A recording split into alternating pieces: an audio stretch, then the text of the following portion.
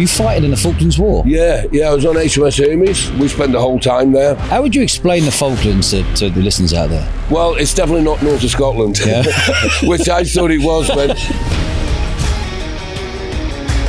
At 16, I went straight in the military, in the Royal Navy for 6 years. Finally got there, I think the day HMS Sheffield was sunk was the day we realised this wasn't a joke anymore. You know, there was 28 dead, and then I actually became a firefighter. My first rescue was, believe it or not, Christmas morning, 5 o'clock. So the next movement from there, getting into the club world, name some of the biggest DJs you've booked for Pacha over the years. The Swedish House Mafia. Calvin, the first time he played for us, I think was for 500 quid. David Guetta's probably gone on to be the biggest star. What's the most amount of money you've spent on a DJ for one night? The most amount of money for one night would be...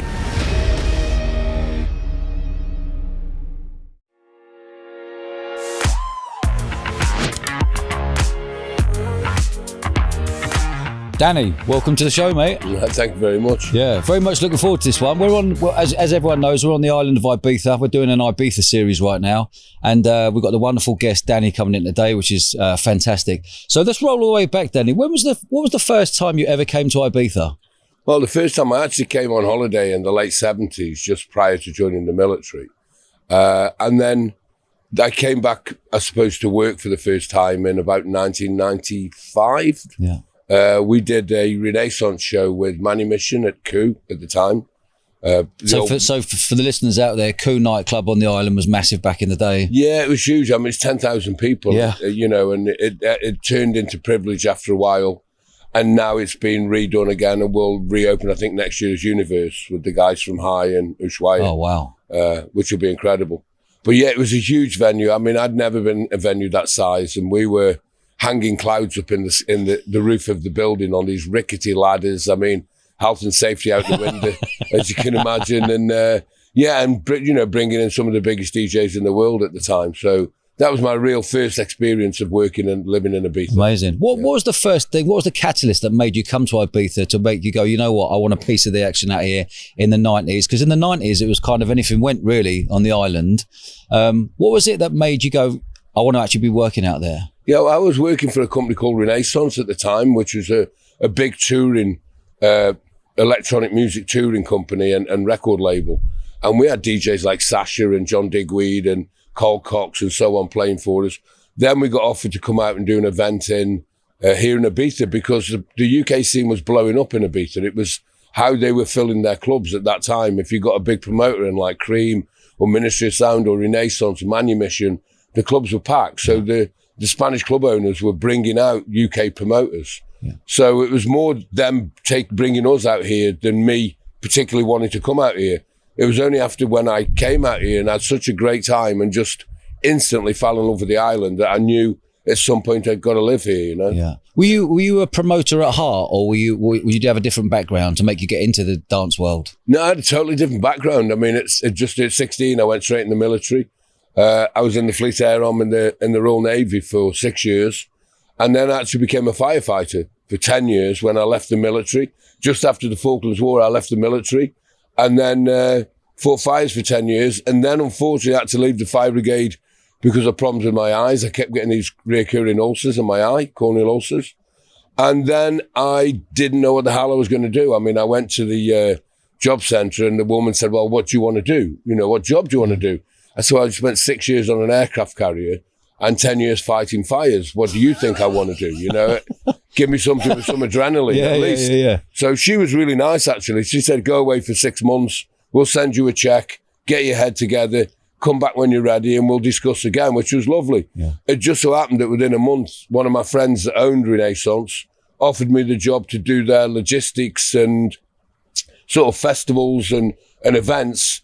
And I said, well, is there a buzz with it? And he said, well, if you've got 20,000 people trying to get into a festival at midday, you better be ready to go, right? So I thought, okay, I'll try that. Yeah. And I always loved music. I mean, music was my savior in the military. You know, at that time, I mean, there's no emails or computers or stuff like that. You had a Sony Walkman and you listened to music when you weren't working in your bunk, you know. Yeah. So, and I adored music.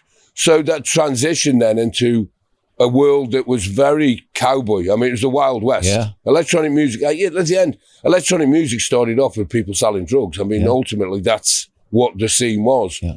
At a point when Ecstasy wasn't even really listed as illegal, I believe, in the mid-'80s and early '80s and so on.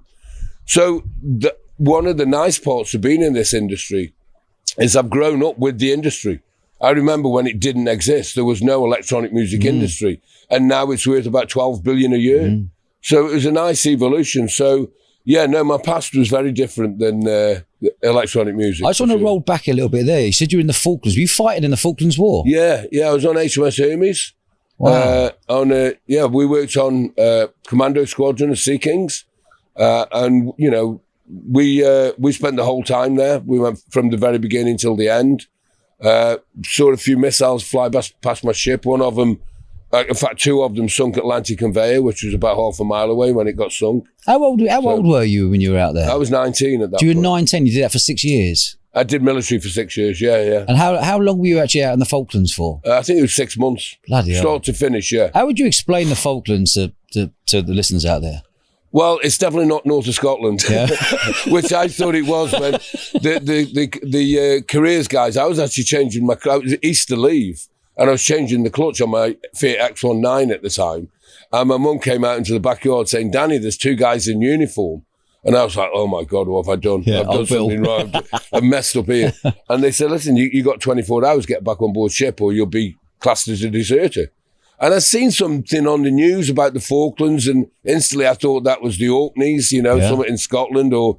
And then when I looked it up, I saw what it was. And then, of course, we got called back. And all the way there, sailing there, we just thought, okay, they're going to sort this. They're going to fix it, you know. And we got to the Ascension Islands, which is sort of halfway there.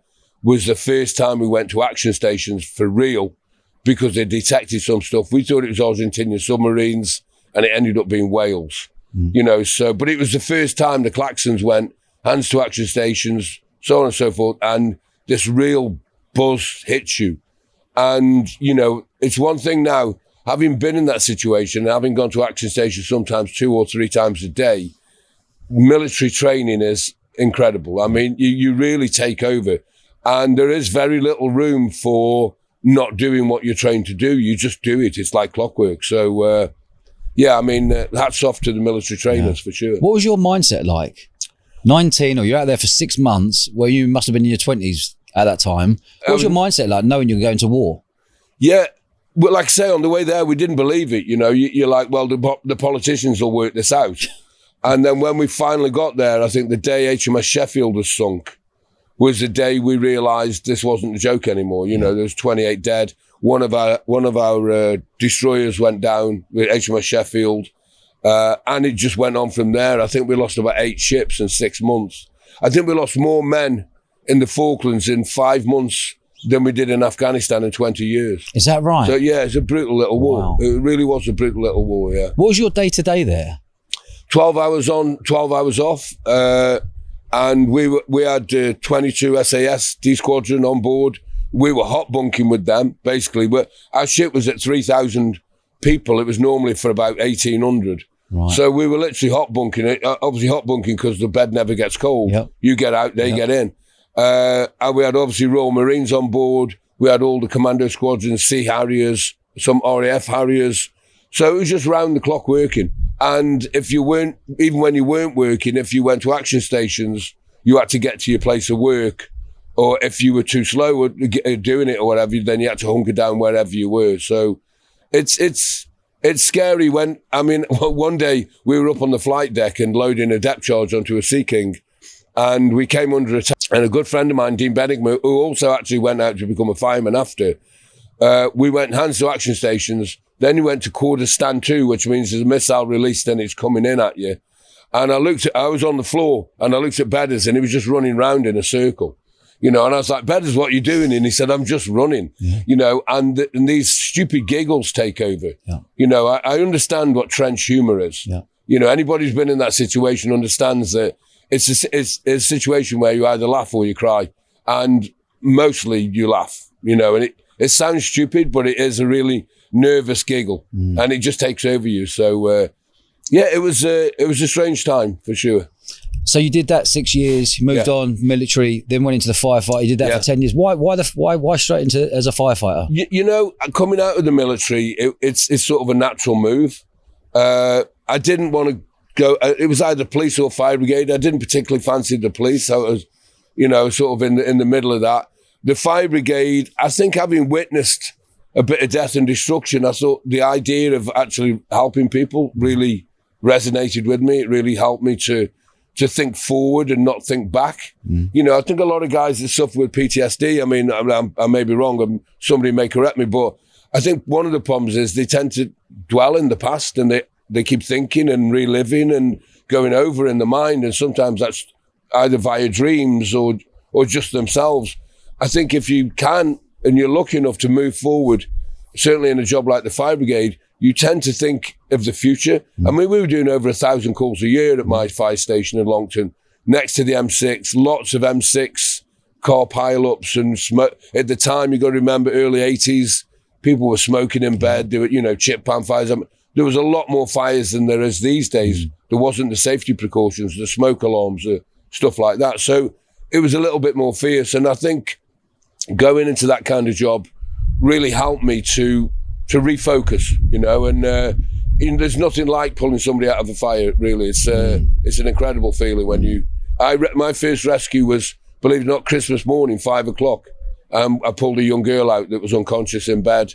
Her boyfriend had gone off to work down the coal mines, and me and a guy called Dave Clough went in and breathing apparatus and pulled her out and saved her life. And you know, it's a real great feeling. Yeah. I think any fireman would tell you that. You know, is there one moment when you're in the fire brigade where you thought, God, I'm close to losing my life here? Yeah, a few times actually. You know, the hardest things about fires are the big fires, the warehouses, the factories, the things like that, because you can't see a hand in front of your face. You know, I mean, you're really, you know, relying on guidelines and so on, and trying picking up sounds and noises, but in any fire, I mean, you could literally walk into a fire. It's that dark, it's that smoky, and it's not even like a darkness. It's you're enveloped in the smoke, so you could almost walk into the fire, and that's why they always advise you to have some skin exposed, so you can feel the heat. If you actually covered your entire body,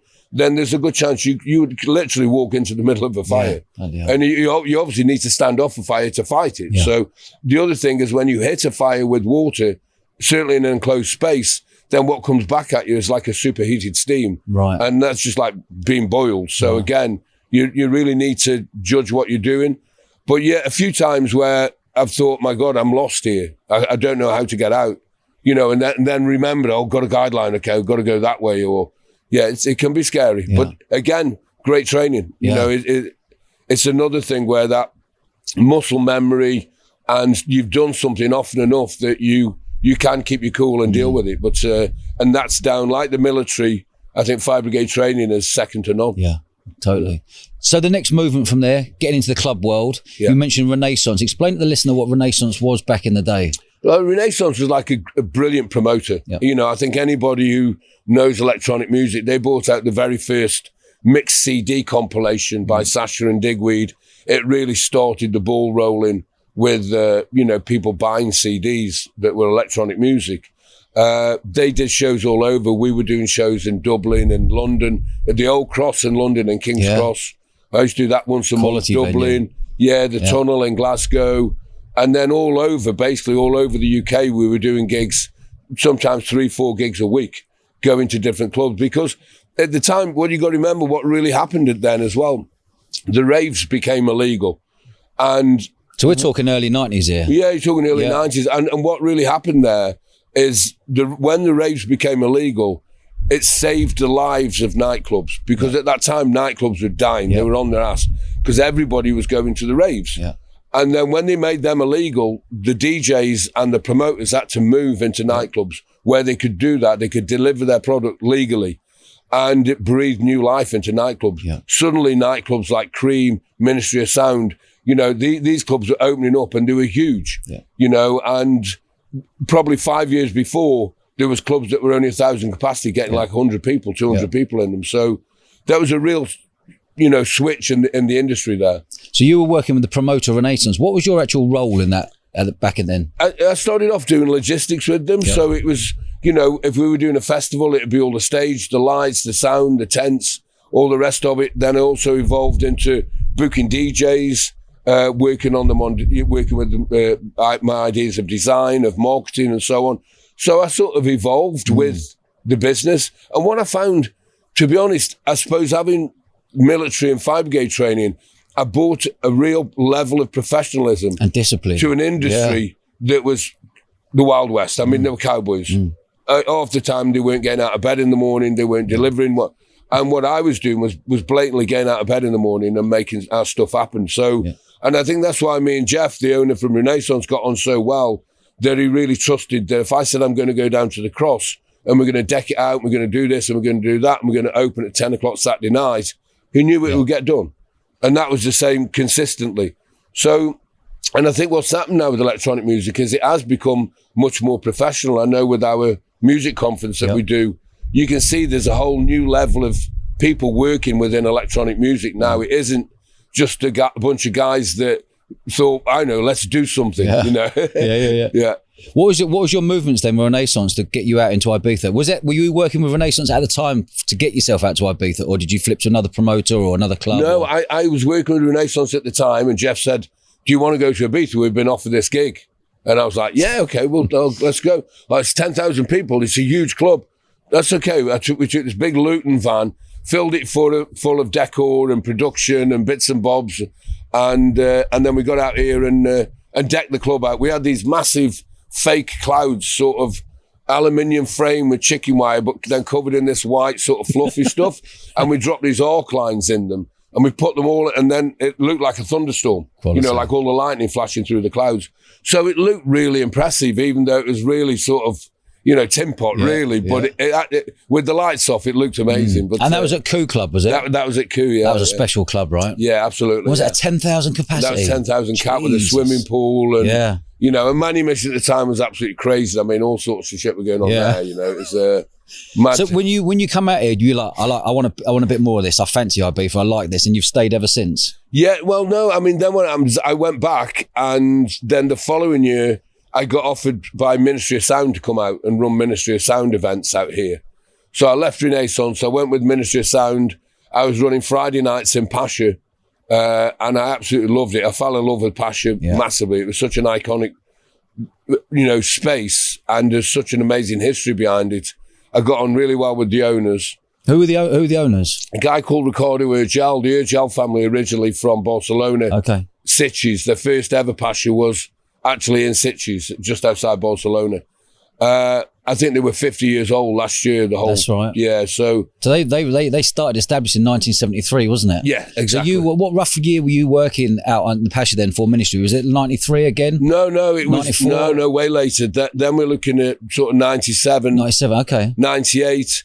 And then I went to a company called Home. I can remember when they opened that nightclub in Leicester Square. I was doing their events, so I was doing Homeland's events, outdoor events. I also did Bondi Beach for the Millennium with Carl Cox. 20,000 people on Bondi Beach, which was an amazing event. And who put you out there? Home. Home did, okay. I was working with a guy called Darren Hughes, who used to run Cream with James Barton. Yep. And they sent me out there to actually look at a space that they thought we could do, which was a 15 cap exhibition hall. And I rung Darren up. I said, mate, nobody wants to come to Sydney and stand in an exhibition hall. Let me find another venue. And it just so happened, he said, okay, stay out there. And within a week, I'd found Bondi Beach. And we pushed and got the license for it. And it sold out in about 2 weeks. Yeah, we were very happy. Amazing. Yeah. Let's go back to the Pacha. I'm really interested in the whole Pacha story. So you went there, 96, 97 roughly, did you say? Yeah, 97, 98. And what made you go to Pacha? Did you go there full time? No, so then what happened is when I'd done Bondi Beach, which was January 2000, I got a call from the old man from Ricardo saying, do you want to come out and live in Ibiza and program the whole club? Because he could see everything I'd done on Ibiza had worked really, really well. Yeah. And at the time, Pacha was only busy like 1 night a week, 2 nights a week, Ministry of Sound and Renaissance. The rest were rubbish. And he said, why didn't you come out and program the club? And I was like, okay, I'm going. That's it. I'm out of here. And I remember the company in London. We were based in Vauxhall at the time. I said, I'm going to go live in Ibiza. And they were like, oh, Danny, you won't like it. And I looked around and goes, nah, I think I will. So then I moved out. And then I had this mission. My mission was, believe it or not, to sort of try and get rid of the promoters from Pacha. Okay. And the reason I needed to do that is because I could see that Pacha in itself was its own brand. I could see that, at that time we had 12 franchises around the world. And I knew that we needed the relationship between the DJs and the managers and the artists. Yeah. And we didn't need the middleman. So what I did is I started to give DJs their own residency. Okay. Rather than it being Ministry of Sound giving David Morales a residency. And rather than Ministry taking the door money, you're going to let's bring it in-house. Exactly. And were you thinking, right, I've got a club here, which is everyone's raving about and loving. I could open this up 6-7 nights a week. Yeah. No, totally. I mean, it was open 7 nights a week. The problem was 5 of them, it was half empty. Yeah. So I went in for things like Perfecto, Paul Oakenfold. I gave him his own residency. Death Mix, which was the record label with David Morales, Frankie Knuckles, all that crew, give them their residency. Darren Emerson from Underworld give a residency. Murillo from Subliminal. So in the end, what I ended up with was sort of 7 nights that were very much run by the DJs themselves. Yeah.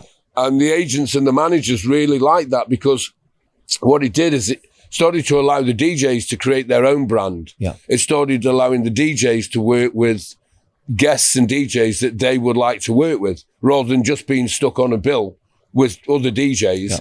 Now, Paul Oakenfold, for example, could invite the people he wanted to DJ with. And it also gave them power with regards to if they were touring their own show, they could invite DJs to play with them. They could, market their own record label and their own releases. Powerful. So, it really was a powerful transition for the whole industry, really. Mm. So, for example, someone like Paul Oakenfold, instead of the promoter coming in and them taking the door money and you guys being the kind of, the middleman, the promoter being the middleman, you've gone, hold on a minute, cut the middleman out. The DJs, you can create your own brand. You take the night. Were the DJs taking the door money, or were you giving them a lump, saying, right, I'm guaranteeing you every Thursday you're going to get X? Like that, mate. To be honest, I mean, in the end, the DJs understood and recognised, rightly so, that they're not promoters. Yeah. In the end, it was up to us to promote the night. It was up to them to be content, and content is king. So, if Ministry of Sound, for example, were paying Paul Oakenfold, let's say 10 grand, a round number. Then I would go, well, Paul, I'm not going to pay you the door. I'm not going to do that, but I'll give you 20 grand to DJ. Paul's like, okay, I'm getting double what I would have got paying with Ministry. I don't have to count tickets and count flyers and da-da-da. This is the fee I'm going to get paid no matter what. And that was the case with all the DJs. Suddenly they were making a lot more money, having a lot more control over their identity, their brand and everything else, their music policy for their own night. So it sort of made sense for everybody except the promoters, I suppose. And and as a promoter, I'd have been gutted if that had happened. Yeah, but you know what? They were all very respectful about it. They all understood the... Well, it's a very new business model you've done there. It's quite a ballsy business model as well, but I totally get it. It's Oakie's getting double bubble. Yeah. You're winning. You're taking a copious amounts on the door. Yeah. You're probably opening 5, 6, 7 nights a week packed. So it must have changed the whole industry. What year did you really notice it change? 2000. Okay. Really, the big change was 2000, and then by about 2004, Pacha was full 7 nights a week. Bloody hell. And we were taking $500,000 a night. Bloody hell. And it's, it changed, if we'd had promoters involved in that, they'd have been taking huge chunks of that. Yeah. And not only that, by about 2006, we had 22 franchises. I mean, we had London, Marrakesh, Sharm el-Sheikh, New York. So we've become a global brand. And I remember the old man when I started working with them, and the very first day I got to Ibiza, he said, what are you going to do for me now you're here? And I said, I'm going to take your brand into the new millennium. And he said, what's the brand? Did he? Yeah. Quality. I said, you still think you own a nightclub, don't you? And he goes, yeah, we have a nightclub. I said, no, you have a brand. You have a lifestyle. Did it originate from that one club in Ibiza to doing all the franchises? No, it originated in Sitges in 66, was the first ever Pacha. In Barcelona? Yeah, just outside Barcelona. That was 66. Yeah. And then Pacha was 73. So, you know, he had the idea to open more nightclubs. So he had Madrid, he had Barcelona, he had Torrevieja, he had, you know, other clubs in Spain. But what he was doing was opening nightclubs individually. Yeah. And he couldn't see at that time, I mean, he very quickly did see, is he actually had a lifestyle brand. Yeah. He had a brand that you could put on a T-shirt or on a bottle of perfume or on a CD. You know, I had to convince him to do the Pacha magazine. Yeah. And because we were advertising in everybody else's magazine, spending a lot of money. I said, listen, let's do our own magazine. We've got all the providers. We're promoting 7 nights a week. We're promoting our other clubs around the world. Let's do our own magazine. I'm not convinced. Convince me. So that year we were advertising with DJ Magazine, and I rung up Charles Ward, who's a good old mate of mine. I said, he was a business manager. I said, look, I want 8 pages, an issue. Right, it's a lot of money advertising over 4 issues over summer. I want 8 pages, but I want them from the back in. I want the outside back, the inside back, and all the other pages going in 8 pages. Danny, no problem, man. Let's get the contract done. You know, already basically the magazine was making money. So he goes, okay. I said, oh, one more thing. I want them all printed upside down. And he went, yeah, no problem. So anyway, the first run came off.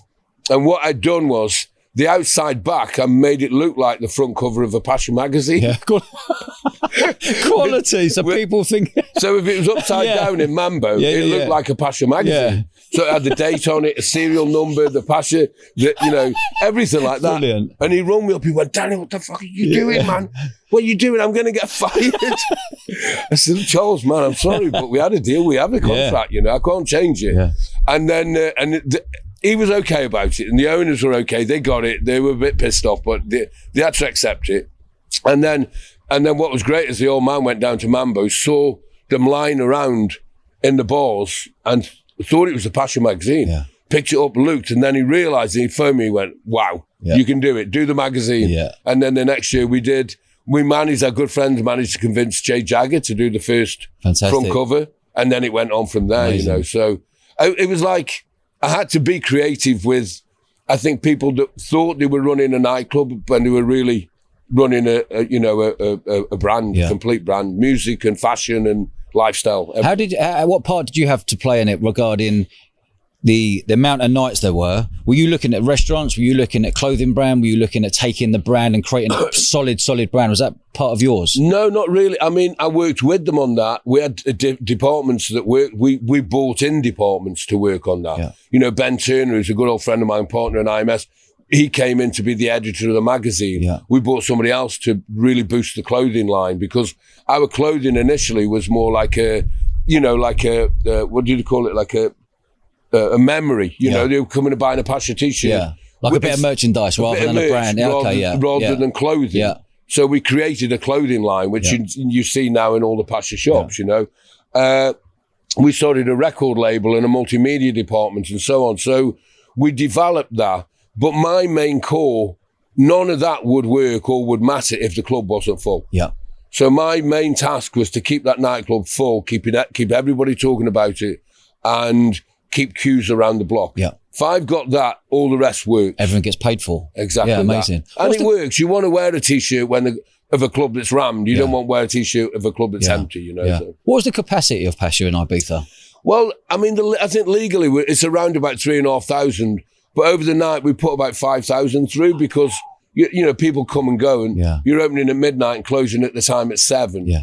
Within 7 hours, a lot of people are good for sort of 3 or 4. Vaseline the door frame, squeeze them in. Yeah, totally. Well, you know, and people leaving, so 4 leave, 4 can go in, you know, and that's sort of happening all night, really. From about 2, you've already got some people leaving because they're not hardcore clubbers. They're just coming to look at this temple of electronic music, you know. And when you were at peak, what was the competition like on the island? Because at the moment, there's probably, roughly 15 proper clubs? What's it like back then? There's less. There's probably 6 big clubs, to be honest.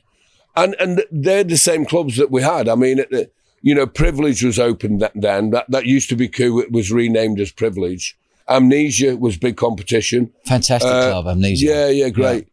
A lot of history there as well, you know. Space was what is now High. Yeah. even though high now is more competitive than Space ever was. I mean, Space, excuse me, Space was amazing on a Sunday. On the terrace, fantastic. Amazing. The best times of my life have been on that terrace, to be honest. Same. And there was no phones. No recording. It's just pure memory, isn't it? Absolutely, yeah. Thank God. Thank God, yeah, exactly. We've been in proper trouble. So there was competition, but what was quite interesting is from about 2000, all the other clubs started to convert into our way of doing business. Yeah. So all of them started to offer big DJs residencies. Yeah. They could see what we were doing. They all started doing it, and now it's the industry norm, really. You know, again, content is king. You can have the best nightclub in the world, but if you've got Dave Doubledex playing there, you're going to have 100 people in. You know, if you've got Carl Cox, you're going to have 5,000. Yeah, so, right. You know, it's like a boxing match or a football game, right? You know, Tottenham Stadium wouldn't be full if it was a B team playing or whatever. So you need the superstars. So the competition didn't really affect us whatsoever, probably till about 2010, 2011, when they really started to readapt and bring in some of their own big gun DJs, and then it started to get more competitive. So you had a good 5-year run of that before it started to get really competitive. What was it like being sort of the key man of it, going, okay, I want Carl Cox playing, I want to give a residency, someone, and you're saying, well, there's 40 G's for the night or 20, 30 G's for the night. Someone comes in and said, I'm going to give you 60 G's for my club. Were you competing, or were you, how was it? Yeah, there was some competition. I mean, you know, a lot of it is down to relationships as well. You know, not just relationships with the DJs themselves, but with the managers and the agents. And I had do have a great relationship with people like David Levy and Maria May, Amy Thompson. These are William Morris, CAA, some of the best agents on the planet. They look after the big boys.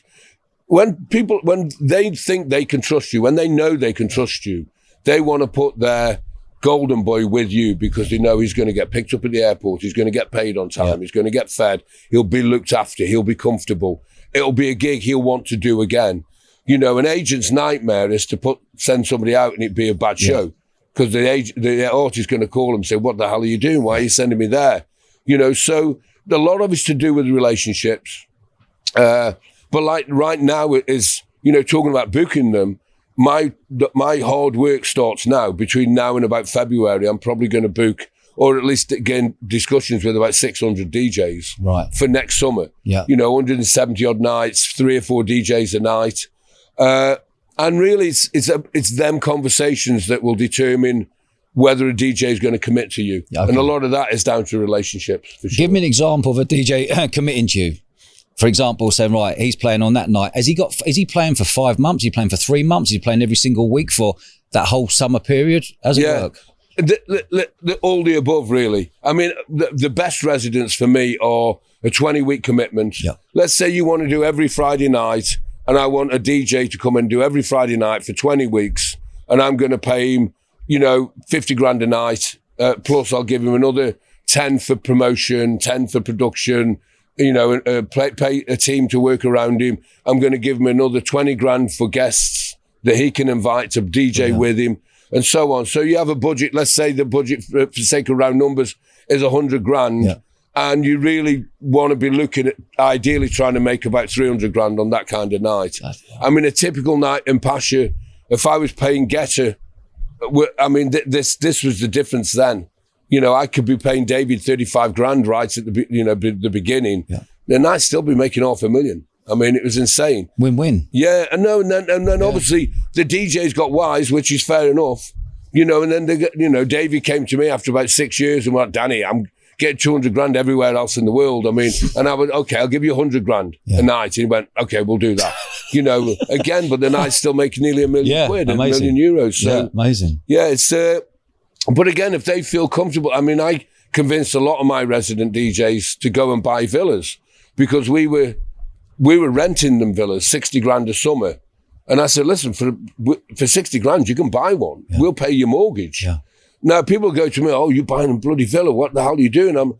I'm actually buying their loyalty as well. Because if they think I'm paying their mortgage, there's less chance they're going to move to another club. Because they're confident in, well, my mortgage will get paid. I've got this beautiful villa. I mean, Simon Dunmore now from Defected, who I absolutely love, he bought a villa in Santa Lalia 20 years ago when we started together. He's still got it. I mean, that villa now is probably worth 20 times what he paid for it. So He's his done well, hasn't he? residency in Ibiza was a lot more lucrative than he ever thought it was, I think, you know. Name some of the biggest DJs you've booked for Pacha over the years. And listen, you know, David Guetta's probably gone on to be the biggest star. Yeah. What I would call a pop star now, really, as much as he's a DJ. And he is actually a brilliant DJ. I mean, he plays vinyl. He knows exactly how to DJ, no matter what you hear other people say, no, he's cheesy and he uses sync button and so on. He is actually a very, very good DJ. The Swedish House Mafia were huge. I mean, they went on to do, I think, 40,000 people in Milton Keynes Bowl, and you know, they play all over the world. They're superstars as well. And then the more old school DJs, your Eric Murillo's, your Frankie Knuckles, Luciano was one of the biggest gambles I ever made in Pacha, because Did you give him his own night, Luciano? Yeah, I gave him his own night on Sunday called Vagabundos. Yeah. And Luci was what you would call an underground DJ. But his music was really, really sexy. And I thought, you know what? This is the future. So I had to go, it took me about a year and a half to convince him to go from DC10, where he was the king of DC10, but it wasn't his thing. It was Circo Loco, working with the boys, which is fair enough. They've done an amazing job, by the way. Them guys are absolutely incredible. And in the end, he came up with this theme, the Vagabundos, where everybody sort of looked like gypsy sort of old school gypsy with top hats and mascara and moustaches and so on. And the night just blew up. I mean, I remember the old man before shitting himself saying, Danny, you know, is this commercial enough? Is this going to work? I was like, trust me. And I'm like, please God. Please God. And the first Sunday was a roadblock. I mean, it was, and that was it from then on. It was amazing. Yeah. So, but I mean, the Paul Okafols, Sasha, Tenaglia, all of them really have gone through my doors. Amazing. Yeah. Do you remember how much you were paying Swedish House Mafia, the maximum you've ever paid those guys? Well, I mean, they finished with me in 2010, and I think at that time it was 60K. For the night? Yeah. Wow. Which, you know, equates obviously 20K each. Yeah. It's one of the problems when you're a DJ in an outfit like that. You know, that you could pay David Guetta 60K and that's all David's. Yep. Less tax and all the rest, management, etc. When there's three of you, you can be as big as David Guetta, but you're only getting 20K each. So that's something but you do get to travel the world with your mates. So happy days. Happy days. What was your relationship like with the owner of Pacha? Very good, except I had to work really hard at it. I mean, I was the English guy in Pacha, no matter what. You know, I was the English guy. I was the outsider. Some of the staff in there were not very accommodating. I had to battle continuously to get my way. And luckily, Ricardo let me have my way until the one day he didn't, you know, and I think he'd been convinced by some of the insiders that, you know, I was paying the DJs too much, which was, now he knows it was absolute rubbish. And the way we parted company was very sad. It was him coming in my office saying, we think you're paying the DJs too much, you need to halve their salaries. I said, Ricardo, if you do that, they're all going to leave. Yeah. They will leave, trust me. You know, I'm not paying them the money I pay them for nothing. Well, if you don't think like us, maybe it's time you left. I said, okay, I'll leave. And that was that. What, literally like that? Yeah. He had to pay me a lot of money to leave because I was obviously contracted. But it was really, really sad because I'd had 13 years of absolute trust. I used to do those spreadsheets in April with all the costs, 5 million costs for the summer. And I put the spreadsheets on his desk and I go in October at the end of summer and the spreadsheets were still in the same spot. He hadn't even looked at them. Right. All summer. Yeah. He hadn't even looked at them. Yeah. He just looked at the end numbers. So he had pure trust in you for all those years? 100% trust. Yeah. And then I think somebody was obviously working in his ears and, you know, maybe we can do better. Maybe this English guy's not the guy. Maybe it's time to move on. And they screwed up, basically. I mean, the next year they went down by about 7 million euros. 4 of the nights left with me. So did you take the DJs with you and the management with you? No, I didn't take anything. No, just going, out of respect, did they say, if they're getting rid of you, we're sticking with you? Okay. We're leaving. Okay. And because the conversation came out was, we think you need to get paid less. And they went, okay, we're out. Wow. We're done. So they lost 4 nights. They lost Luciano, they lost Pete Tong, they lost Defected, they lost Murillo. 4 huge nights. And then the ones that stayed, Guetta and a few others, they had to pay more to keep them. Yeah. you know, to show that, there's a misunderstanding. They paid them more, and then they had to pay more to try and replace the ones that left. Oh, what a nightmare. So, you know, I know they were almost 8 million down the following summer by, I suppose, ignorance and you know, wishing for more, and there just wasn't more on the plate. We were already doing amazing things, you know. How many people were working in your Pacha office at the time that you were looking around, clocking and going, hold on a minute, there's a few people I don't really get on with. I don't trust him or I don't trust her. What was that feeling like? Believe it or not, in my office, there was 2 of us. Okay. There was me and a kid called Mark Netto, who was my right hand. I also became my partner in IMS. The rest, then we had obviously graphic design, we had marketing, we had all the rest was probably another 80 people in general. I think a lot more of the biggest problem for me wasn't the daytime people. It wasn't the brand people. It was more the nightclub staff. Okay. Right. The nightclubs, unfortunately, are drowned in ego, right? You know, people who tend to work in nightclubs are almost like, remember the guys that used to work on the waltzers at the fair? Yeah. You know, they wanted to be big, you know, Billy Big Bollock sort of thing, and, you know, and so on. And so they were very opinionated. I mean, we should have waiters and VIP giving their opinions on the music. Yeah. And you're like, man, you know, if you took everybody's opinion on music, it'd be a nightmare, you'd never book anything. Yeah. At the end of the day, you make your decision. I want to go with that DJ, you go with it. Yeah. If the night's busy, that's it. If 2 VIP tables leave because they don't like the music, tough shit. Tough. Off. Yeah. You come to the wrong club. Yeah. You know, but then you'll have other people going to Ricardo, oh my God, 2 VIP tables left last night. The music was awful. And getting in his ear. Yeah, right. Oh, that kind of business. Nuisance, yeah. And it mostly was generated from within the nightclub itself, not from the external industry that was wrapped around it. They were much more into the brand, into the success, you know. Did you feel that being English wasn't a positive on your latter years of being there? Yeah, absolutely. It wasn't. It was... There was a lot of jealousy. I could feel the jealousy. You know when somebody's saying hello to you, to your face, but behind it, you know exactly. You can feel that there's not a warmth there at all. Yeah. And I did start to feel that. I almost felt like the more successful we became, the more that happened. I suppose it's human nature for some people. Yeah. You know, not for me. You know, I'm the kind of guy that loves. Everyone's I love to see people succeed. Same. I love it. And then there's other people out there who hate it. Yeah. I mean, even Ricardo, you know, we'd have an amazing summer. And I go, oh, Ricardo, look, we broke the records. We made a load of money. And he'd go, yeah, but Amnesia was busy too. Oh, no. And I was like, great. Yeah, everyone be busy. I want everybody to be busy because that means the island's busy, right? The minute we're the only club that's busy on the island and everybody else is, you know, we need to start worrying because maybe Ibiza's suffering, you know? So it's strange. It can be strange. Did you find yourself always trying to please Ricardo? Yeah, I mean, that was my default. Really, was always try and do my best. It was like with the magazine when he said, "Oh, prove it to me."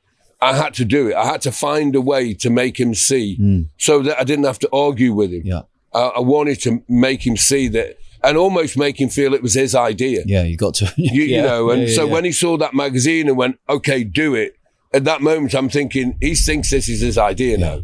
You know, he's just seen a magazine and thought, "Oh, good idea, let's do that." But yeah, I mean, I wanted to please him. And even now, I mean, he's 80 odd years old, not in the best of health. And every time I see him, I could literally cry. I mean, he's like my dad in a way. You know what I mean? I absolutely loved him. So it was kind of heartbreaking when I had to leave. And I knew it was from a very small toxic group, you know, that happened. Do you know who those toxic people were? We don't need to mention them now, but I'm saying, could you, if you saw them today again, I knew you were behind it. Okay. Yeah. 100%. I know. Yeah. But who were they? It was internal politics, nightclub stuff. Yeah, okay. Basically, yeah. Okay. Did you find yourself under pressure, knowing that you've put a night on, the DJ's there, you've paid them a big lump up front, you're waiting to see how many people turn up? Was there a number of times when you're turning up again, I know I'm under the cosh here, and then, oh my God, we've rammed it? Yeah, all the time. Okay. It was amazing. You know, because, I mean, we weren't doing very many online ticket sales at that time, certainly early 2000s to mid 2000s. You know, people weren't buying online like they do these days. There was no real indication. Most tickets were sold on the day or the day before via the bars in town. So there was no really update. I couldn't check on a link or anything. I felt the vibe. you know, in town when I was walking around, people talking about it or whatever. But I had this amazing knack when I used to go to the club at like 11:45, midnight. That feeling. I could also see the cars where they were parked, who was parked, where was somebody rammed up a curb somewhere, and I could, okay, we're going to be packed. Yeah. And I'd literally know by 12:15 that we're going to be rammed tonight, you know. So, and I was doing that. I mean, it was 7 nights a week for 13 years, you know, for like 5 months of the year. So, I got very good at reading the potential. So in those 13 years, what was the year that you were absolutely loving it? And then what was the years you were like, I'm really under pressure and I'm not enjoying it? I was absolutely loving it up until the last year. Okay. You know, that where I could tell that there was mumblings, that there was, you know, people weren't really appreciating what we'd achieved as a team, you know, anymore. There was other people there with their own ideas, thought that they could improve things. And it always freaked me out because I thought, well, how can you improve something that is already too busy? Yeah. You know, and we're at 22 franchise. We've got a magazine, we've got a record label, we've got this, we've got, you know, the brand is absolutely flying. And I'm thinking, well, the hard work was getting it from down there to up here. Now it's about maintaining it. You know, but then you've got other people thinking, well, maybe there's more to come. And there really wasn't. It was about, you know, maintaining that brand. So, the last year I started to think, you know, I didn't feel super comfortable going to the club at night. Okay. I knew there was people sort of watching and murmuring, you know, mumbling and horrible feeling. Yeah, it's not nice. Horrible feeling. Yeah. What was, give me an example of a franchise that you would that Pacha would franchise out to different countries. How would that business model work? I mean, we were roughly, I mean, in a nutshell, it's, you know, between 60 and 100 grand a year to use the name. Wow. So if you got, you know, if you got 20 of them and 100 grand a year is 2 million a year coming in just in franchise fees. And, you know, for that, we would offer services. They could obviously utilize the brand, the name, the design. They could use our designs that were in we got a huge bank of designs that we created over all the years. They could use all that. They could also come to me to assist them to get the kind of DJs that they wanted. Sometimes their venue wasn't big enough to get the real big boys, but we could certainly get them a really good quality of DJ. They could also jump on the back of selling the merchandise, the clothing. They could have their own T-shirt made with Pacha Marrakesh on. Yeah, brilliant. They could also bring out their own Pacha clothing that would suit their territory. Yeah. So in Egypt, for example, they would do sarongs or typical Egyptian clothing, but branded with Pacha. The same with Marrakesh. With New York, they could do baseball tops or you know, basketball vests or whatever with Pacha logo on. So that was really the evolution of the franchising. And where that started to break down, I mean, after I left, again, they lost about 10 franchises within 2 years because nobody's communicating with them. Yeah, okay. You know, and I used to do a Pacha seminar at the end of every summer in October where we bring the owners of all the Pachas together to see how we could improve things, to see how we could make it better. What do you need? Can we help you in any way? Can you help us? You know, because for us, like New York would help us to promote our Ibiza summer to the Americans. Yeah. So would Pacha London. So we could utilize them as much as they could utilize us. But to do that, you have to talk, you have to communicate. Yeah. And after I left, nobody at Pacha picked up the mantle and ran with it. Nobody went down that road. And again, that's why a lot of what happened to Pacha after I left started to fail, because those bright sparks who thought they could do better actually couldn't. They couldn't even do the same, you know. So, you know, that's roughly how the franchises were supposed to work. Amazing brand. You think of it, that Cherry brand is so strong. Yeah. So strong. The first club I went to in Ibiza was in 93, was Pacha. And in 1999, I created a brand called popularcherry.com. Yeah. And we used the Pacha cherries. And we had student nights. We had 1,500 student nights over a 10-year period. Yeah. And we used that brand. And every week I was waiting for a lawyer's letter to come through. Lawyer's letter, popularcherry.com. It was with the cherries. We'd go in there, get out all the clubs, take all the doormen as a promoter and whatever. Yeah. But I was literally waiting for, oh no, I'm going to get a tug one day. And never got a tug, thank God. So I'll probably thank you for that. No problem. You know what? If you look at all the brands in Ibiza, it's the only one where you literally only have to see the logo. And you know. You know it's Pacha. Yeah. Yeah. All the other club logos, some people know them, but the most would have to go, well, what's that? Yeah. You see the cherries, you know Pacha straight away. What's the most amount of money you've spent on a DJ for one night? The most amount of money for one night would be 250,000 for a festival in Switzerland. Jesus, who was that? Where? Who? David Guetta. Bloody hell. Yeah. No, and listen, and David's worth every penny. Yeah, absolutely. You know, I mean, just as anyone listening out there, you're going to get £250,000 to do what, a couple of hours set, an hour set. Yeah, but you're going to make 2 million. Yeah, agree. You know, so it's like footballers. Yeah. You know, at the end of the day, it's very, very similar Bums to on footballers. seats. Yeah, it's bums on seats, yeah. And also, you know, their life is not as easy as people make out. You know, you don't want to be living your lives in airports and on airlines, and you know, and they are. Yeah. I mean, their bodies are in a different time zone. Yeah. Like they're in their own time zone because they can't keep up with one or the other, you know. But yeah, I mean, David, I think, and people like Calvin Harris, you know, these guys are €500,000 DJs at big festivals, and they're that much for a reason, you know. So, and this is what I'm saying about how, you know, coming from a world where this industry didn't exist to a place now where to creating the industry, being part of the creation, I think, you know, would be fair enough to say. But now we're at a place where a DJ can get $500,000 for a show because that show's bringing in 3 or 4 million, you know, and that's very different to, well, come along to my free rave and buy 2 E's. Yeah. Which were good times as well. Which were very good times. Yeah. What was the feeling like after having that conversation? Ricardo coming in and said, Danny, we're parting company, mate, you got to go. Yeah. How did you feel afterwards? How long did it take you to get over that?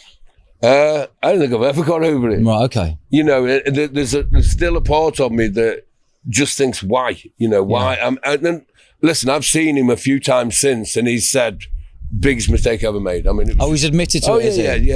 Has he admitted to that on camera? Yeah, no. Let's get him on. He would never do that. You know, he wouldn't. Would he come on? No.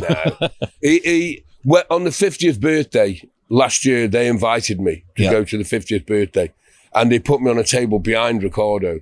And during the night, they bought Ricardo this huge bunch of flowers. And he gave me this bunch, he got this bunch of flowers and he put it down on the table. And he's with his kids and his family and everybody, and the whole place is packed. And he pulls a white rose out and he turns around and he waves me over like that and he gives me the white rose and goes, thank you. Right, okay. So, you know, those kind of moments since I left have showed me that he gets it. It wasn't a smart move. Yeah. You know, but...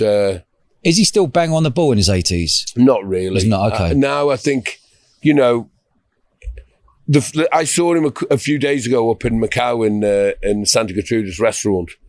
And I think for the first time I thought, he's getting old. Okay. I mean, listen, he's 85, 86. I mean, he's got every right to be old, you know, but he's always been so sharp and so, you know, sort of focused. To see him slightly unfocused was a little bit tearful, to be honest. Who's running the firm now then? Who's running the whole Pacha? Is it his family or has he got people in place? No, well, he sold it. Oh, he sold it to mate, within Tri-Atlantic. Within 4 years of me leaving, they sold it. That's how bad it got, right? You know, so, I mean, there was no talk of ever selling Pacha when I was there. Yeah. I mean, that would have been treated like mutiny. Yeah. You know, it had been in the family for 45 years at that time, or 40 years at least. And if somebody said, oh, shall we sell it? I mean, it had been off with the head, you know what I mean? There was no... But I think what happened is when I'd left and when Pacha started to become not the biggest kid on the block anymore and franchises were leaving and the magazine collapsed and this, that and the other, then Ricardo got a big offer from Tri-Atlantic, I think 350 million. That's right. And he said, yeah, well, let's just sell it. He asked the kids what they thought. The kids didn't want to particularly kids were like happy days, we'll have a piece of that. Yeah, I mean, you know, they walked out with about 30 mil each or something. And, you know, they, you know, and rightly so, you don't have to follow your father, you know, in a career. Yeah. And kids often don't. And they didn't want to get into nightclubs. And they sold. And then Tri-Atlantic bought it. And they operated it, I think, for about 5 years. Yeah. And then they sold it again last year to the Five Group from Dubai. That's right. Yeah. What's his name? Is it Kabir? Kabir. Yeah. There's the Kabir, and I think his CEO is Alok. Yep. Yeah, and listen, what did they buy it for? So Pacha sold out for 350 mil. What did Five buy for? They bought it for less because they took Leo out of the deal. Because the whole group that was... They had Leo on the island as well as part of Pacha? Okay. Yeah. I remember when we bought Leo, when we took Leo and the Pacha What was the club before we used to go to, before it was Leo? El Divino. El Divino, there. That's right. Yeah. So, you know, they took Leo... I think they bought it for 300 million, the group. Right. That included the hotel, Al Hotel across the road, and Destino Hotel, and the group and the brand and everything else, and the club and Sitges and so on. But it didn't include Leo. Because the lease is up on the building, Okay. I think that would be their reason. I think next year is the last year. They have to renegotiate. So I didn't think they thought that was a good idea. I think they're getting one thing wrong. I mean, you know, listen, it's their business. I ain't going to tell somebody like Kabir how to run his business because the guy's a genius. Yeah. You know, he's created a huge business empire. I think what they're doing, though, they look like they want to bring Dubai to Ibiza. And what they should be doing is taking Ibiza to Dubai. Which Tony Truman's doing. Exactly that. Yeah. And you know, I think with Dubai tends to come more commercial, cheesy elements over to Ibiza. But I think the other way, Ibiza would be taking a more cool version, you know, sophisticated elements to Dubai. Yeah. But who am I to tell them guys how to do their business? I mean, they're billionaires. So if they come in, if Kabir come in and said, Danny, we want to work with you, would you work with them? Yeah. Yeah. Yeah, I'd definitely consider it. Yeah. I'd definitely consider it. You know, talking to some of the people that work there, they seem like cool guys. Yeah. I mean, at the same time, they're very shrewd businessmen, and I don't think they take lazy people lightly. Yeah. You know, they like to see people who work around them. But at the same time, it seems like they reward the people that work very hard around them. So hats off. What year did you leave Pacha? At the end of 2012, beginning of 2013. Okay. Yeah. And moving on a bit now, what about the wonderful brand you've built, the International Music Summit? Tell me about that. Yeah, well, that was a drunken night in Pacha on the roof terrace, I think 2006. And we said, you know, Miami at the time was becoming more about the party, more about the event, less about the business. And me, Pete Tong, Ben Turner, Martin Netter, we all stood up on the roof and said, let's do our own music conference in Ibiza. We're now the centre of electronic music, without a shadow of a doubt, you know, for half a year. And we're like, yeah. And then we forgot about it. The next day it was all forgot about. And then the following year we said, let's do it. Let's really do it. So we put 30 grand each into a pot. And we did the first one in 2007 in Santa Eulalia, actually, in the Phoenicia Hotel. We had a day at Zarro, and then our grand finale was on the tennis court at Pikes. Nice. Quality. Right. Anyway, about 90 people rocked up to the whole thing. We lost a fortune, and we were like, what the hell, man? What are we going to do? And then we were like, well, let's just do it again, right? So we put a bit more money in, and the next year it was like 250 people came, and then we could see the growth, and we could see the response and the vibe, so we kept at it, and now here we are 17 years later and doing, you know, 2,000 people are coming, and we're selling out Dork Villa, you know, the grand finale up in the castle. Fantastic. Every year. And now we're doing the IMS Dubai this November. We've done LA 4 times, and Singapore and Malta and so on. So the whole brand is now, again, very proudly has become, you know, one of the most recognised. I think between us and ADE, Sonar's a slightly different thing, but, you know, we've become that go-to sort of, if you want to get into electronic music, then you should attend these conferences, you know. It's, the difference between us and AD is very spread out. It's over a city, whereas we focus on one central point where you can meet everybody. Yeah. You know, sometimes you can walk around Amsterdam and hardly see anybody. Yeah. In our place, you bump into everybody. Yeah. So it's, as a networking place, it's fantastic. Place to be. So anyone out there who's into dance music or into being a promoter or whatever you are, IMS Ibiza is the place to be. What's the month? What month is it on? The end of April. We do the last week of April. Brilliant. This year next year we're lucky enough it actually falls in Easter week. Yeah. Again, so a lot of people are on holiday, so it'll be a nice big week for us. I mean, we've already done over 200 badges. Yeah. for next year already. I mean, normally we don't even start selling badges till December. So it's just, the momentum's really What can someone expect? Give me an example of the days there. How many days is it on for? 3 days. 3 days. Give me an example of someone wanted to be there, what they would get over those 3 days. Right, so the badge price ranges from about €300 to 400 according to age. You know, we help the younger kids to get into it and so on. Same with the hotel rooms. We do it at Mondrian and Hyde, and we have some rooms cheaper if you're under 27 because we want to power the young kids coming. There are 3 days of panels, discussions, workshops, networking and so on at the hotel from sort of breakfast time through till dinner time.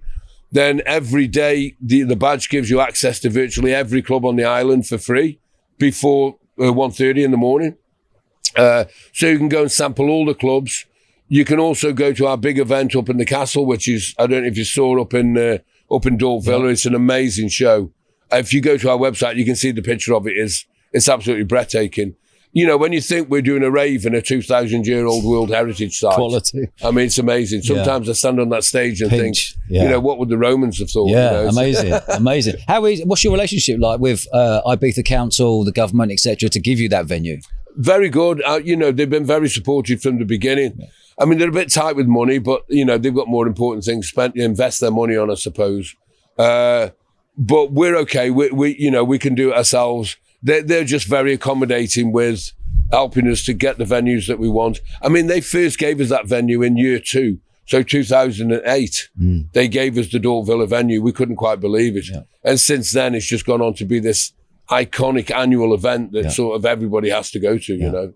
So we have a great relationship with them. That's good. That's quality. How have you seen the island change from year 2000 to where we are today? Like, 'cause there was a massive, Ibiza was always known as that 18 to 30 crowd coming in, and then it kind of turned into sort of tables and bottles and sparklers and da-da-da. And then the island is an expensive island, right? It's got more and more expensive. There's more multi-millionaires flying in from all over the world. Do you feel it's lost anything? You know what? It's lost some of its innocence, but then I think the world has. Yeah, you know. I mean, look at London. You know, there was a time London was quite cheap, and now it's insane. Yeah. All the big cities are. You know, I remember going to Copenhagen in 1989, and you know, and now it's a different island again altogether. It changes, but yeah, I mean, it's changed. On saying that, the smiles are just as wide as they were 25 years ago. Kids are having just as good time. You know, the 19, 20-year-old kids are having as good a time as when I was 19 and 20. You do get people my age looking, oh, it was better back then. And I'm like, no, you were just younger back then. You know, I mean, forget about it. And there are still some amazing locations on Ibiza, and it's expensive, but I know places you can eat for 15, 20 euros. Yeah. They're all over. I actually, in 2019, I hiked around the entire coast of Ibiza. Over 12 days, camping every night. Did you? 13 what was it, 20 by 40? It's 20 by 40, 280 kilometres, the whole coast. Yeah. And we averaged sort of 25 kilometres a day. Brilliant. Camped every night. And you get to see so much more of the island when you do something like that, rather than just driving from A to B, you know. And there's some amazing calas and coves and chiringuitos where it's cheap as chips. You know, you can have sardines, a big plate of salad, plate of chips for 15 euros. Yeah, amazing. You know, if you want to go to Nobu and drop 500 euros, you can do that, but it's not something I would do very often. Maybe on my anniversary. Unless someone else is paying. Yeah, all that, yeah. What's the score with you these days, Danny? What's your world these days? Well, I program a club called Chinois. I got approached last year. Ibiza Town? In Ibiza Town. It used to be Hart. Yep. Right next to the casino and the Grand Hotel. Beautiful venue. Owners are fantastic, Sid and Sophia. I did it primarily because it's a small venue. It's intimate. I don't want the pressure of the big club. I didn't want the pressure of the big clubs. I've sort of got the bug again now, but you know, it never leaves you, does it? Yeah, I know. It's stupid. That's why I love Dalt Villa. It's like, you know, 3,000 people and an amazing buzz looking out over the stage, you know. But no, and Chinois is, you know, I describe it as if all the other clubs are supermarkets, we're a delicatessen, you know. Lovely. It's 1,000 cap, 1,500 cap venue, very intimate, very immersive, 360-degree screens, amazing sound system. We've got some great DJs. We're sort of a club for the up-and-coming DJs that bring a really nice crowd with them as well, because they're young and fresh and And we're also a slightly one for DJs who've I wouldn't say past the prime, but the big clubs are not giving them their own night anymore. They're still a face, but they're not. Okay. Right. Yeah. But they still bring 1,000, 2,000 people. Yeah. So that fits our, our sort of definition of what we need to be. So it's nice to work like that. We're only booking stuff that we really love. Quality. And sometimes, even in Pacha, I was booking stuff that I didn't really love it, but I knew it would ram the club. Example? I wasn't a massive fan of Swedish House Mafia musically. I was a huge fan of Luciano, big fan of Murillo, big fan of Death Mix, Defected. But the Swedes, even David, David was amazing early doors, and then he got more commercial because he was making more money from it. And I get it. Yeah. It's not my music. It isn't the kind of music I would pay and go to and dance to and have a good time to. It just isn't. But at the same time, the guy's a genius, and he filled my nightclub completely. So I'm always going to be behind him 1,000,000%. I wouldn't particularly go and pay to go and dance to it. Was there any DJs that you saw change with the more money they were earning? I think they all did. Okay. They all did. They all. It's not like they changed in a bad way. They changed in a more professional and I want more way. I know what I'm worth way. Yeah, Calvin, for example. Calvin, the first time he played for us, I think was for 500 quid. I got a call from the agent. Can you just book him? We want a show with him, and you can see the guy was a genius. And his album came out, and you knew he signed a trumpet that we had in the office for years. And now Calvin is a superstar. Yeah. There's no you can hardly get near him. And he lived, beautiful house and whatever, and he's got everything he deserves. But he's not that tall, lanky Scottish kid that rocked up and played for €500 anymore. Quality. How would you explain what makes you happy on the island? Listen, I'm been with my family more than anything. I've got a beautiful wife who was born here, and a beautiful son who's 15 now. And he grew up here, doing all the things. I come from Stoke-on-Trent, which tough place, tough industry town, and at the time, all my family in the 60s were coal miners, pottery workers, and the place was dirty and smoggy and, not great. So to see my kid grow up here, I feel like I've evolved. Yeah. And now he goes diving. I used to go, bloody hedge hopping or robber's knock or whatever, nicking pop from the local pop factory. He's going scuba diving and playing tennis and happy days. Okay, happy days. Yeah, we've evolved. I tell you what, Stoke's a tough player as a West Ham fan, going on an away day to Stoke under the lights. Yeah. Oof. Yeah, the old Vicky ground. Yeah, mate. In the Brit Stadium. Did you go to the footy? Yeah, I did. Yeah. I did. I think going in the military saved me from the footy. What, getting involved in the naughtiness? Yeah, sure. Yeah. I went in at 16 in the military. So I think I was just that year off. All my mates were having a little go at it and all that. Yeah. Very professional. Yeah. Very good outfits. Yeah. What's your one place on the island for anyone listening or watching out there to go, that's the place that I absolutely love to live? To live? To live. You know what? My home village is Jesus, a place called Jesus. And we love living there. We built our first house out in San Lorenzo in the middle of nowhere. And it's amazing for the first 2 years. And then you realise you're in the middle of nowhere. Yeah. If you forget a bottle of milk, you got to get in the car, drive all the way down there. And then our kid came along and we were driving 20 hours a week to get him to school and back, tennis and back, Yeah. And then we were very, very lucky that my in-laws, my wife's father and mother, gave us a plot of land in Jesus, which is just behind Pacha, sort of the next village out of Ibiza town. So it's this beautiful village with all the amenities, everything from vets to little police station to restaurants and everything we need. And I love living there. It's a beautiful village to be. Like I say, and everything's super handy. But again, I'm a huge hiker. We hike. I have a group every Wednesday morning. I've got 170 people All hiking every week? Oh yeah, all hiking every Wednesday morning. They all turn up? No, there's 100 on the group. They've never been on one hike. you know them people who won't give up their gym membership no matter what, because they think they're giving up on life. Yeah. I think they're them. Quality. No, but there's 70 of them who do rock up, but normally the group's about 10 to 25 numbers every Wednesday rock up. And summer we swim as well, and in winter, no matter what the weather, we hike. You know, we have this motto: there's no such thing as bad weather, just bad kit. Yeah. So no matter what's going on, we put the right gear on and we go out hiking. We love it. Quality. Loads of dogs. Lovely. Danny, I thoroughly enjoyed this. That's super. Mate, too. What a fantastic life you've lived from the military to the fire to now Ibiza, 30 years out here, building the Pacha brand, a proper face of the island, one of the main faces of the island, and a good old Stoke boy with it. Mate, quality, mate. I loved it. I really appreciate your time, mate. Absolute pleasure. You lived one eventful life. Great. Thank you, Doc. Really enjoyed it. You're a good man. Thank you, brother. Cheers, Danny. Nice. Take care, mate. Cool. Woo! Mate, that was quality, mate. Nice. Mate, good, thank you. On that one. Good man. Thanks, brother. Mate, how good was that? Hi, guys. I hope you enjoyed that as much as I did. Can you do us a favour and subscribe to the channel? It's totally free and it massively helps our show. Cheers, guys.